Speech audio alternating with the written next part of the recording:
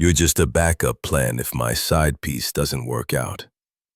She laughed. So I permanently deleted myself from her life. Guess who got pumped and dumped and is now legally barred from my property? Hey viewers, before we move on to the video, please make sure to subscribe to the channel and hit the like button if you want to see more stories like this.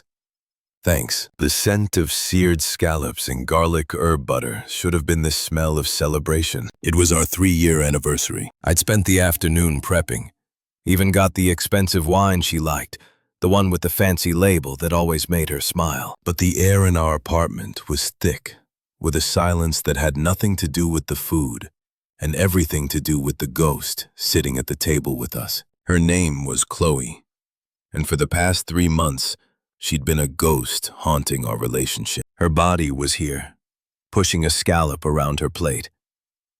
But her mind, her smiles, her everything was somewhere else. On her phone specifically, which buzzed against the wooden table with the irritating persistence of a trapped fly. I watched her, my own food turning to ash in my mouth. I saw the way her eyes flickered to the screen, the way her thumbs suddenly shifted, ready to unlock it. This was it. I couldn't eat another bite of this charade. Chloe, I said, my voice sounding calmer than I felt. The ice in my gut was spreading. We need to talk. She let out a long, suffering sigh, the one I'd become all too familiar with lately. About what, Liam? The food is great, thank you. It was a dismissal. Not about the food. It's about you and me, and whatever or whoever is on that phone. That's so much more interesting than our anniversary. She finally looked up at me, and there was no surprise in her eyes, just annoyance, like I was a child interrupting her during important work. What are you talking about? I'm talking about the distance. The secret smiles at your screen, the working late. I took a slow breath, steadying myself. I'm talking about Mark from your office. The name hung in the air between us. I'd said it. The suspicion I'd been carrying like a stone in my chest was now out in the open, tainting the anniversary air. For a second, she looked stunned. Then her face hardened into a mask of contemptuous amusement. She leaned back in her chair, picking up her wine glass. God, Liam, don't be so dramatic. You've been watching too many bad movies. Have I? Then tell me I'm wrong. She took a slow, deliberate sip, her eyes never leaving mine. It was a power move. Fine. You want to know? Yes, Mark and I have been seeing each other. It's fun. He's exciting. It's different. The confirmation was a physical blow, a sucker punch to the soul. I felt the air leave my lungs. 3 years. I'd planned a future with this woman. I'd helped her pay off her credit card debt. I'd held her when her dad was in the hospital. I'd memorized how she took her coffee, and it was all reduced to fun. Different, I repeated, the word numb on my tongue. Look, she said, leaning forward now, her expression turning into one of condescending explanation. You're a great guy, Liam. You really are. Stable, reliable. You're my foundation, the rock. That's important. Each word was a tiny, precise cut. Stable, reliable, synonyms for boring, for safe, for unexciting. But a rock is just something you build on, she continued, a smug little smile playing on her lips. It's not the exciting part of the house. Mark, he's the penthouse, the view. I just stared at her, my mind reeling. The audacity, the sheer, unvarnished entitlement. She must have mistaken my stunned silence for acceptance, because she delivered the killing blow with a light, almost girlish laugh that made my skin crawl. Think of it this way, okay? You're my backup plan. The world seemed to slow down. The ticking of the clock on the wall became a deafening metronome. My backup plan, I managed to whisper. Yeah, she said, as if it was the most logical thing in the world. If things with Mark don't work out, I know you'll be here. You're dependable. It's actually a compliment when you think about it.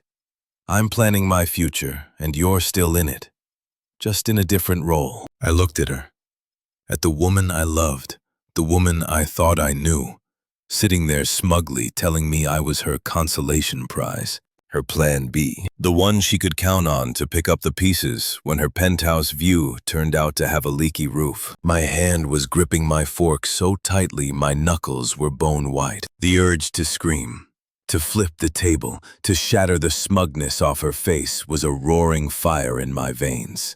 But I didn't. I just shut down. The fire was doused by a wave of absolute crystalline clarity. I carefully, deliberately placed my fork down on the table. The soft clink was the only sound in the room. I didn't say a word. I simply pushed my chair back, the legs scraping against the hardwood floor in a final grating note. I stood up, and I walked away from the table, away from the ruined anniversary dinner, away from the woman who had just told me I was an option. The storm inside me wasn't one of rage anymore. It was the calm, quiet eye of the hurricane. A plan was already forming, cold and precise. The backup plan was about to go offline, permanently. The bedroom door clicked shut behind me, muffling the oppressive silence of the dining room. For a moment, I just stood there, my back against the cool wood,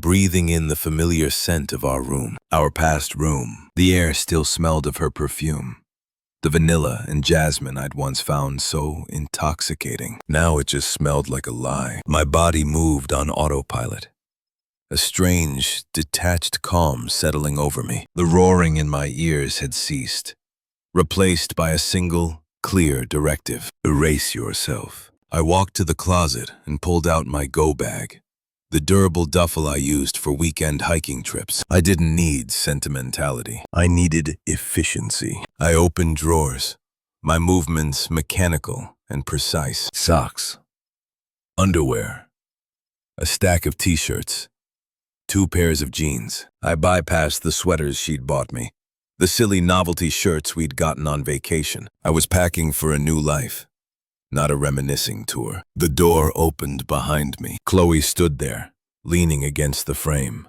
her arms crossed. The smugness was gone, replaced by a confused, irritated frown. "What are you doing?" she asked, her voice laced with impatience. I didn't look at her. I zipped the duffel closed and moved to the bathroom for my toiletries. Toothbrush, razor, deodorant. I left the cologne she'd given me for my last birthday on the counter. "Liam, seriously, this is so childish. You're just going to run away?" I walked back into the bedroom and set the duffel by the door. Then I went to the dresser. On top sat a small, velvet-lined box. Inside was the promise ring I'd given her on our 1-year anniversary, a simple silver band she'd stopped wearing months ago, claiming it irked her at the gym. I picked it up. It felt cold and insignificant in my palm. "Oh, for God's sake," she scoffed, watching me. "Are you having a little tantrum? It's just sex, Liam. Don't be so insecure. He means nothing." I placed the ring carefully, deliberately, in the exact center of the dresser. A period at the end of our sentence. "It's not just sex," I said, my voice low and flat, still not looking at her. "It's the disrespect. It's you thinking so little of me that you'd tell me I'm your backup plan." She threw her hands up in the air. "It was a joke. You can't take a joke. This is why I need a real man. You're so sensitive. You get your feelings hurt over everything." I finally turned to face her. I didn't feel angry. I didn't feel hurt. I looked at her, the woman I had loved, and I felt nothing. She was a stranger, a noisy, unpleasant stranger in the room that used to be my home. I picked up the duffel bag and slung it over my shoulder. "You'll never find anyone who puts up with you like I do," she spat, her eyes blazing with a fury that was entirely out of place. She was the one who had cheated. She was the one who had been cruel. And yet she was the one who was angry at me for not accepting my designated role. "You'll see. You'll be back in a week, begging for another chance." I reached for the doorknob. I looked her dead in the eye, my expression as unreadable as stone. "There is no backup plan," I said, my voice eerily calm. "The system has been deleted." I opened the door and walked out. I didn't slam it. I didn't look back. I just left it open, a void behind me. I heard her shrill voice chase me down the hallway. "You're making a huge mistake. You're nothing without me, Liam. Nothing." Her words bounced off the new, impenetrable shell around me. They meant less than the hum of the elevator I stepped into. As the doors closed, cutting off the sound of her vitriol, I pulled out my phone. My fingers moved with a swift, practiced ease. I went to my contacts, found her name, and hit block. Then I opened Instagram, Facebook, WhatsApp, block, block, block. It took less than 60 seconds. By the time I reached the lobby and stepped out into the cool night air, Chloe had been digitally erased from my life. I took a deep breath, the city air filling my lungs, clearing out the last of the vanilla jasmine poison. I didn't know where I was going yet. A hotel, my buddy Dave's couch, but it didn't matter. For the first time in months, I was moving in a direction that was entirely my own. The backup plan was no longer operational. The primary mission was now myself. The first week was a blur of numb functionality. Dave's couch was a sanctuary, a neutral territory that smelled of stale pizza and laundry detergent instead of betrayal. I didn't cry. I didn't rage. I just existed. I went to work. I answered emails. I attended meetings, all while feeling like I was watching a movie of someone else's life. The world had lost its color. It sounded muffled by a thick pane of glass. The silence was the loudest thing I'd ever heard. It wasn't the peaceful quiet of a lazy Sunday. It was the heavy, oppressive silence of a void where a person used to be. My fingers would instinctively reach for my phone to send a stupid meme or a thinking of you text, only to clutch empty air. The phantom limb of our relationship ached with a constant, dull throb. I'd given up my dream of working remotely from the coast to stay in the city for her career. I'd let friendships fade because she found my friends immature. I saw the sacrifices now, not as acts of love, but as withdrawals from a bank account that was already bankrupt. But then a strange thing started to happen. Around the beginning of the second week, the silence began to change. It was no longer an absence. It became a space, a clean, empty room, waiting for me to furnish it with whatever I wanted. I started running, not from anything, but toward a finish line I set for myself. The burn in my lungs, the ache in my muscles. It was a pain I could control, a pain that meant progress. I re-downloaded the language learning app I'd abandoned because Chloe said it was a waste of time. I started saying yes when my old friends from college asked if I wanted to grab a beer. The first time, I genuinely laughed. A real belly-deep laugh at one of Dave's stupid jokes. It felt like a rebellion. I was no longer Liam, Chloe's boyfriend. I was just Liam, and I was slowly starting to like him. It was during one of these evenings, about a month after the night, that karma sent its first subtle telegram. I was at the gym, focused on my form during a deadlift, when my phone vibrated on the floor. It was a text from Sarah, a mutual friend who had always been more mine than ours. Sarah: "Hey, you alive?" I finished my set, grunting as I lowered the bar, then picked up the phone. "Me. More or less.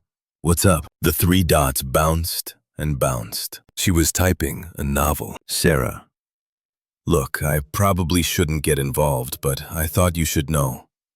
The Chloe and Mark saga is unfolding." I felt a flicker of something. Not concern, not shock, just curiosity, like hearing an update about a dramatic TV show you'd stopped watching. Me: "Oh yeah?" "So," she continued, "she moved in with him pretty much immediately. Into his bachelor pad, which, from her bragging, sounded like a penthouse.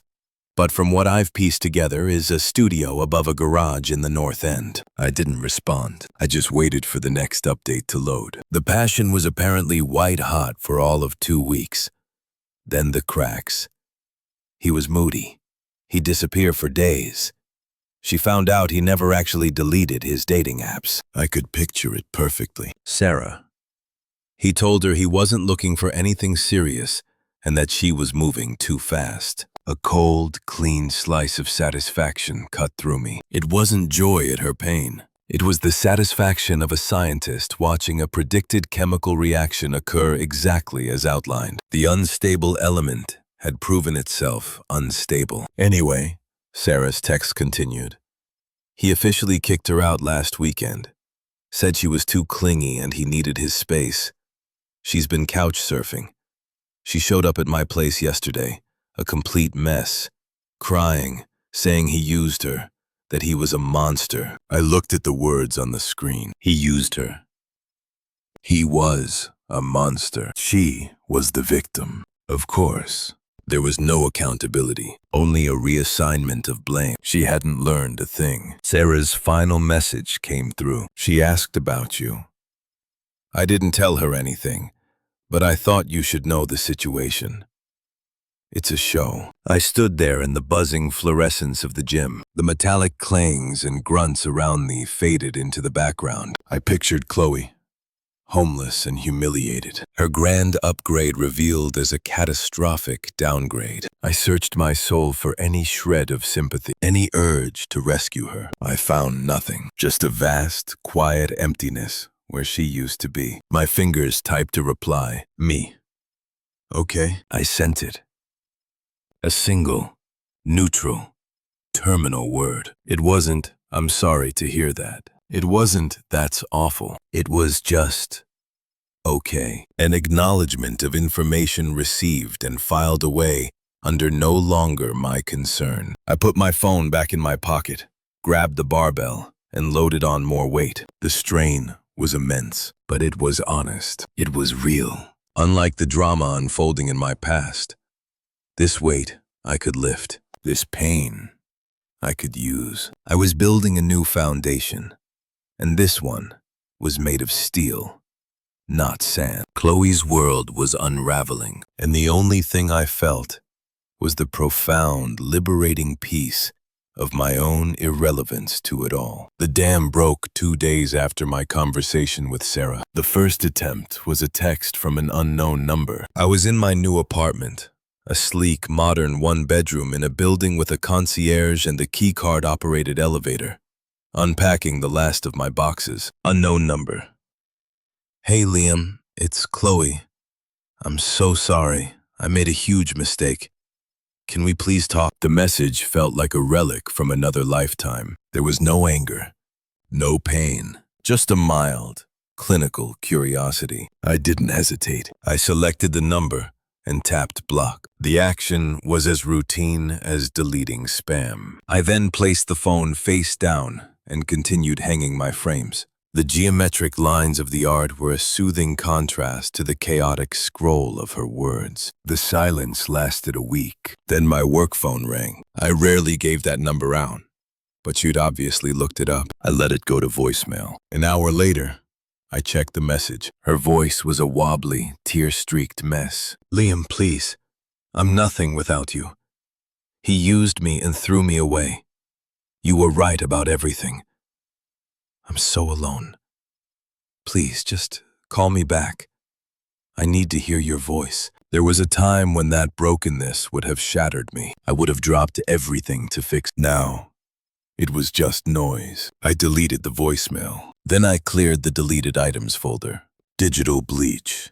The next attempt came through a flying monkey. Her best friend, Jessica, a woman whose personality I'd always found as pleasant as a root canal, called my personal cell. Liam, hey, she began, her tone artificially sweet. Listen, I know things ended badly, but Chloe is really, really suffering. She's learned her lesson, you know. Can't you find it in your heart to forgive her? She's a good person who made a bad choice. I held the phone away from my ear for a second. almost impressed by the sheer lack of original thought. Her choices are no longer my concern, I said, my voice flat and final. Then I hung up. The click of the call ending was immensely satisfying. Then came the ambush. I was returning from a late dinner with a couple of guys from my new building. As I approached the lobby doors, a figure detached itself from the shadows. Chloe. She looked terrible. Her hair was greasy, pulled into a messy bun, and she was wearing sweatpants and a hoodie I didn't recognize. The ghost of the polished, smug woman from our anniversary dinner was long gone. "Liam!" she called out, her voice shrill. I stopped, but didn't close the distance between us. The 10 feet of sidewalk between us felt like a mile-wide moat. "Please, we need to talk," she pleaded, her eyes wide and desperate. "We don't," I said, and moved to walk past her. She stepped in front of me, blocking my path. I said I was sorry. "What more do you want from me? Do you want me to beg? Is that it?" Her voice was rising, attracting the attention of a couple across the street. "I want you to leave me alone." "You were supposed to be there for me," she shrieked, the mask of desperation cracking to reveal the fury beneath. "That was your job.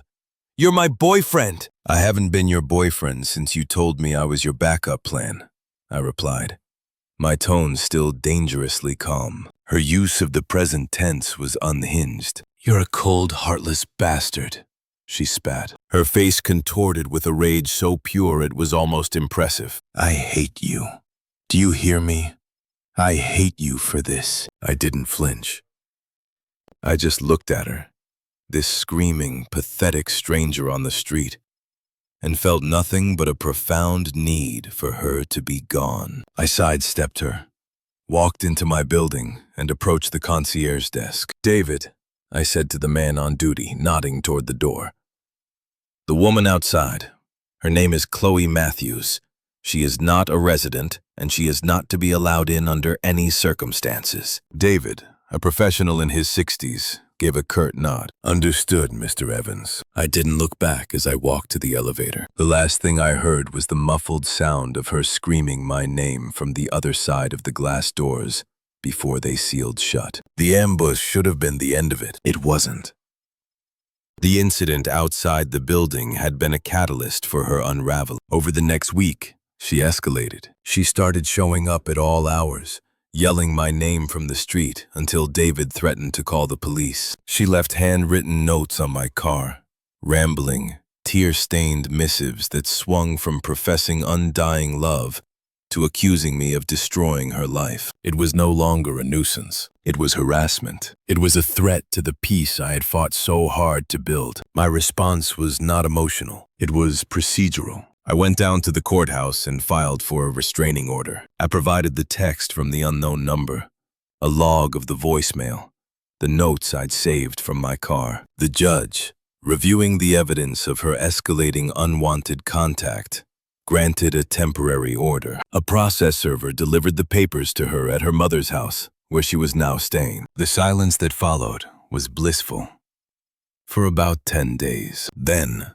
on a rainy Friday night, my intercom buzzed. I was on the couch, reading a book, the city lights blurred and beautiful to the rain-streaked glass. I walked over and pressed the button. "Yes?" It was David. "Mr. Evans, my apologies for the disturbance. She's back. She's insistent, and she appears to be intoxicated. I've informed her of the order, but she refuses to leave." I could hear her wailing in the background. "Liam, please. I love you." A cold, sharp clarity settled over me. This ended tonight, permanently. "David, call the police. Tell them an individual subject to a restraining order is trespassing and refusing to leave. I'll speak to her through the intercom until they arrive." "Right away, sir." I took a deep breath and pressed the button for the external speaker. "Chloe," I said, my voice echoing slightly through the system. The wailing stopped. "Liam, baby, let me up. I need to see you." "The police are on their way," I stated, my tone as flat and factual as a news report. A beat of silence, then a sob. "You called the cops on me. How could you? You are a trespasser. I said. Each word was a brick being laid in a wall between us. A nuisance. You are nothing to me. The sob turned into a gasp of pure, undiluted hatred. You bastard. You miserable, selfish bastard. After everything I've been through, you were my backup. You were supposed to be there, and there it was. The unvarnished truth, her entitlement laid bare. In her mind, my sole purpose was to wait in reserve for the moment her poor decisions blew up in her face. I felt a smile, thin and cold, touch my lips. The irony was too perfect to ignore. You thought you were upgrading from a backup plan to a real man, I said, the words dripping with a final contemptuous dismissal. Looks like you downgraded to a restraining order. The irony is almost poetic. There was no coherent response from the other end, just a guttural, enraged scream that was cut off as I released the intercom button. I walked back to my window. Below, 2 police cars pulled up, their lights painting the wet street in flashes of blue and red. I watched as the officers approached her. I saw her gesticulating wildly, pointing up at my building. One of the officers held up a copy of the restraining order. Her shoulders slumped in defeat. They led her, not gently, to the back of a squad car. She didn't look up at my window. She was just a sad, small figure, being swallowed by the system she had provoked. I stood there until the police car drove away, its lights fading into the night. The street was quiet again, just the soft patter of rain washing everything clean. I turned away from the window. The chapter of Chloe was not just closed. It had been legally sealed, archived, and incinerated. She was now a non-person in my world, a violation of a court order, a blip of data in a police report. I picked up my book, found my page, and sat back down. A deep, unshakable peace settled over me. I was free. Not just from her, but from the man I had been with her. The loyal, committed, undeservedly mistreated backup plan. That man was gone. In his place was someone stronger, someone who protected his peace with the quiet, unyielding force of the law, and he was just getting started. Thanks for watching. Make sure to subscribe to the channel and hit the like button. What do you think about this story? Share it in the comments.